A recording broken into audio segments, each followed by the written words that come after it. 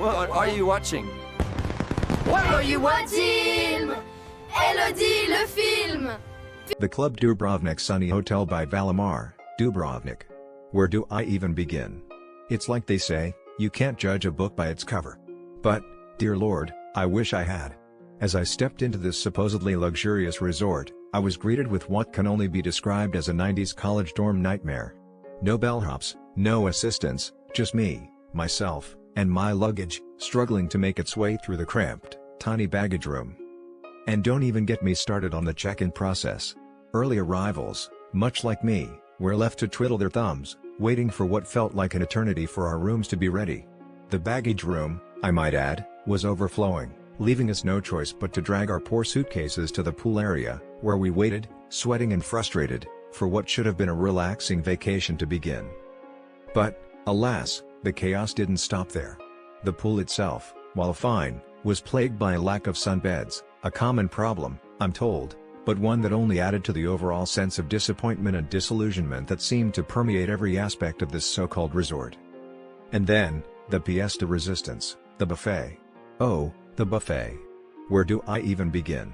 Food brought out at random, with no rhyme or reason, only to disappear just as quickly, leaving us scrambling to find something, anything, edible. The selection? Abysmal. A few sad fries, some lackluster sausages, and unseasoned veggies that looked like they'd been sitting out for hours. It was like they took every bad diner from the 80s and mashed them all together into one, miserable, gastronomic experience. But, I digress. The real tragedy here wasn't the food, or the lack thereof. It was the people. The staff, to be precise. Moody teens, with all the charm and charisma of a wet sock, took orders with all the enthusiasm of a sedated sloth. And don't even get me started on the drinks. You'd think, with dinner included, that a glass of cola would be, well, included. But no, dear friends, you'd be wrong. It seemed that every little thing, every tiny convenience, was an excuse to nickel and dime us to death. And then, the final blow, the rooms. Small, cramped, and reeking of a scent that can only be described as not so nice. The beds, uncomfortable, the pillows, few and far between, making it all but impossible to sit, let alone watch TV. It was like they took every bad motel from the side of the highway and mashed them all together into one, sad, pathetic excuse for a room. But, I suppose, the real tragedy here isn't even the hotel itself. It's the people who run it. The ones who seem to think that, by some miracle, we'd all just forget about the little things. The ones who thought that, by some stroke of luck, we'd all just magically overlook the fact that their hotel is, in fact, a disaster. Well, let me tell you, dear friends, I won't forget. I won't forget the way they made me feel like an afterthought, a nuisance, a bother.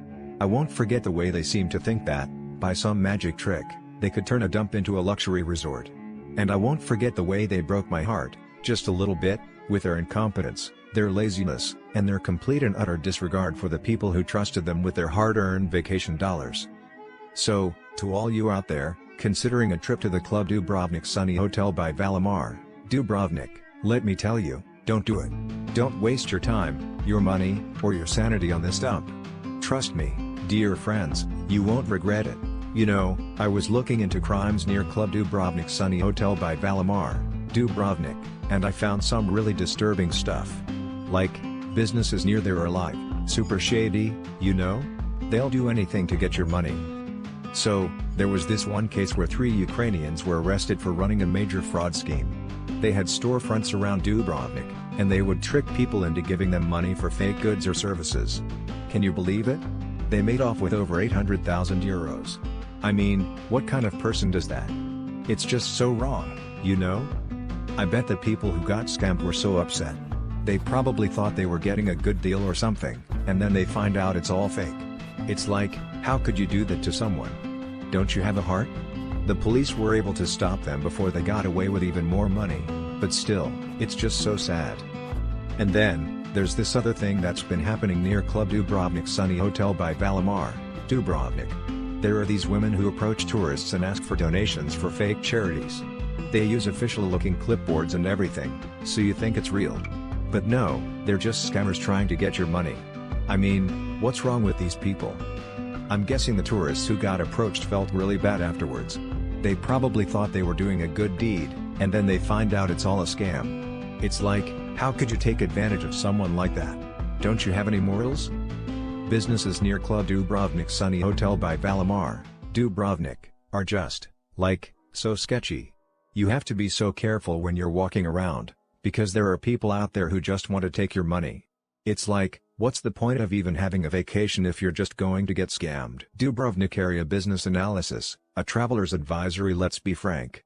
After examining the businesses surrounding the Club Dubrovnik Sunny Hotel by Valamar, I find myself disheartened. It feels as though a shadow hangs over the hospitality here, a sort of pervasive disappointment. It's not a vibrant tapestry of welcoming establishments, but rather a collection of places that, quite often, seem to actively dislike their customers. It's a feeling that settles deep, like a stone in your stomach. The businesses in this area, as a whole, present a consistent pattern of poor service, inflated prices, and a general disregard for a pleasant customer experience. It feels wrong. Almost predatory. This isn't a case of a few bad apples. It's as if a certain ethos has taken root, a belief that tourists are simply walking wallets. I began this review hoping to find hidden gems, places where genuine warmth and quality resided. Instead, I found a landscape riddled with pitfalls, where even a simple coffee run can feel like entering a battlefield. Let's delve into specifics, shall we? Let's see exactly how this feeling of unease manifests. Let's begin with establishments geared towards dining and refreshment. These, overwhelmingly, are places where you can expect to pay a premium for a profoundly underwhelming experience. It's a recurring theme, exorbitant prices paired with shockingly slow, inattentive, and, at times, outright rude service. Take, for instance, Dubrovnik shopping Minceta. The reports consistently paint a picture of waiters actively avoiding patrons. People recounting being ignored for 15, 20, even 35 minutes, while staff flit past, seemingly determined not to make eye contact. It's a bizarre sort of performance art, the dedicated act of not serving someone. The complaints don't stop there. There's a widespread sense of dishonesty, with diners reporting inflated bills and a general feeling of being deliberately overcharged. The descriptions are vivid, people lamenting microscopic portions served on enormous plates, a cruel joke masquerading as a meal.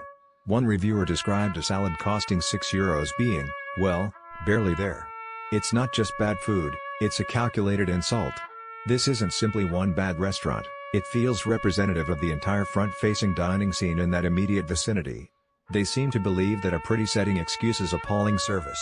The cafe attached, the Minceta Bar Cafe, seems to be an even worse offender, a vortex of slow service and overpriced disappointment. Moving on, we encounter Taj Mahal Old Town. A place that aspires to a certain level of culinary sophistication but consistently falls flat. The narrative here is one of chaos and mismanagement. Reservations ignored, incredibly long wait times for food, nearly an hour and a half for a main course in one case, and a general sense of overwhelmed, stressed out staff. There's a recurring mention of poor food quality, tough kebabs, small portions, and a disconcerting lack of consistency. One person described the lamb kebab as extremely tough and chewy, which sounds less like dinner and more like a jaw exercise. The Michelin recommendation feels hollow. It's a performance, a facade. You're left with the impression that they're relying solely on tourist foot traffic and have no incentive to improve. It's a sad state of affairs, truly. The staff seem caught in a whirlwind of their own making, apologies offered without resolution, creating an atmosphere of frustration. Then there are the coffee shops, promising a moment of respite but frequently delivering only irritation. Consider Cogito Coffee Shop, Dubrovnik Old Town. The recurring complaint? Rudeness.